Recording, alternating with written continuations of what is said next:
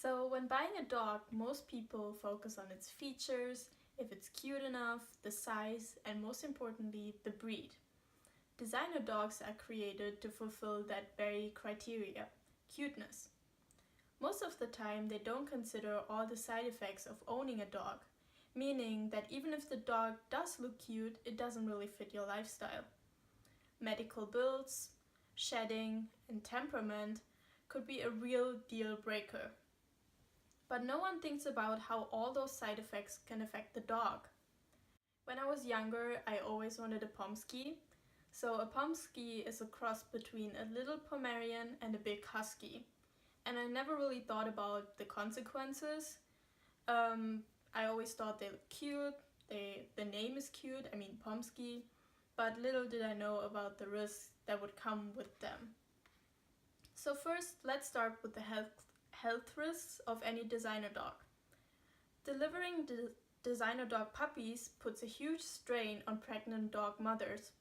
According to dogslovetoKnow.com, breeding dogs of different sizes can sometimes lead to difficult deliveries. This is especially so if the male dog is much larger than the female dog. And if the male dog has a large-headed breed, then it's even more harder for the pregnant female dog. And most of the time, they have difficulty pushing out the puppies, and she may require a C-section to save her own life and the life of the puppies. And normal pregnancies are bad enough, but adding the stress and pain only increases the risk of more health problems or even death at birth. Next, designer dogs are also at higher risk for health issues. This is Reggie, and he is a cross between a French bulldog and a pug. He is one of many dogs that suffer from lasting health problems due to his genes. He is a small, tan-colored dog with big eyes, pointy ears, and a very flat face. He had to see the vet because he had breathing issues. According to dailymail.co, the Frenchie pug was bred to have a smaller skull and a flattened nose. That was its only purpose, just to look differently. This means that they often cannot smell or breathe very well. They can be born deaf, and in most cases, they can go blind as they grow up. Reggie, due to his breathing problems, needed surgery immediately. Not even a month after surgery, he started having disturbing symptoms like vomiting blood, and it turns out he had pneumonia, and that's one example of many cases where dogs have to suffer the negative consequences of crossbreeding. Another main aspect that causes complications are contradicting genes of crossbreeding. This often leads to difficulty in predicting the temperament of the dog. So one gene might say to sit and relax, while the other one would say chase after the bird. And this conflicting feelings can often lead to mental health issues, believe it or not, in dogs.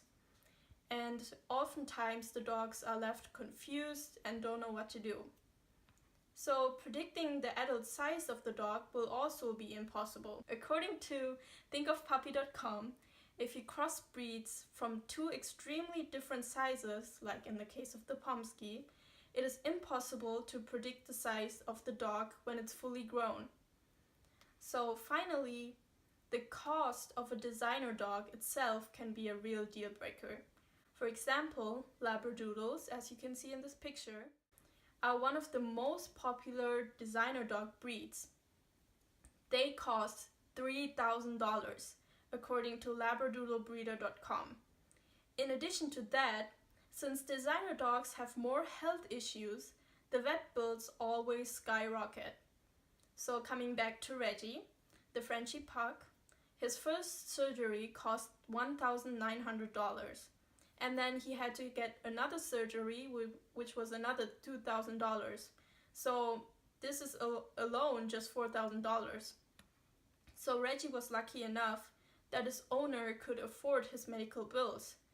But according to dailymail.co, Many owners sell their dogs after only a few weeks because they cannot afford those medical bills and they cannot cope with the difficulties.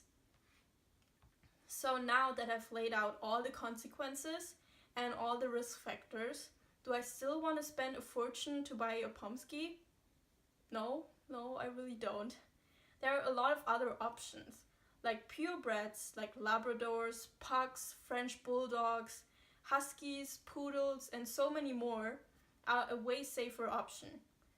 So they keep health risks at an absolute minimum, and they also don't break your bank entirely. So sticking to purebreds also decrease the amount of designer dogs being created in the first place. So that means less demand, so less profit for the designer dog farmers. And to conclude, purebreds still look cute, are happier, and most importantly, they are way healthier.